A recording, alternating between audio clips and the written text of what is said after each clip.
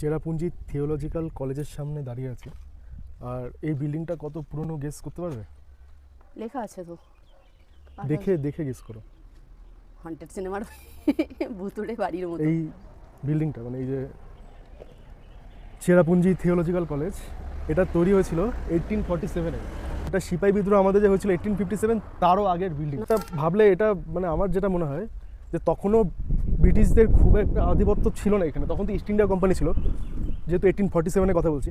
সেই সময়কার বিল্ডিং এটা, মানে তখনকার আর্কিটেকচার, একে বলে অ্যাংলো গথিক টাইপের আর্কিটেকচার, যেটা কত সুন্দর, এখনও কত সুন্দরভাবে প্রিজার্ভ করা। আর আমাদের বাড়ি 4-5 বছরে ভেঙে পড়ে যায়, এত সুন্দর জায়গা, দারুণ জায়গা। শুধু এই অংশটাই নয়, এই শিলং বা চেরাপুঞ্জিতে, বিশেষত চেরাপুঞ্জিতে, শিলংও নয়, যে এখানে পুরো এরিয়াটা মনে হচ্ছে কোনো একটা ইউরোপিয়ান সিটি বা ইউরোপিয়ান একটা দেশ। এখানে মোটামুটি 90 to 95% হচ্ছে ক্রিশ্চান। এখানে চার্চ প্রচুর আছে, তার সাথে এখানে মিশনারি প্রচুর আছে। এখানে আমি কোনো মন্দির দেখিনি বা অন্য কোনো ধর্মের কোনো রিলিজিয়াস সাইটও দেখিনি। প্রচুর চার্চ আছে, কিন্তু এত পিসফুল জায়গা, পুরো ইউরোপিয়ান কোনো সিটি। আলাদা করে বলতে হবে যে কেমন লাগছে দেখি। হ্যাঁ, সবই তো ভালো লাগছে, কতবার বলবো, কতগুলোর ব্যাপারে বলবো যে এটা ভালো, এটা ভালো, সবই আমার ভালো লাগছে। একটা অদ্ভুত অ্যাকচুয়ালি সত্যি বলতে আমার এখানে মনে হচ্ছে বাড়িটারি হোক আমার।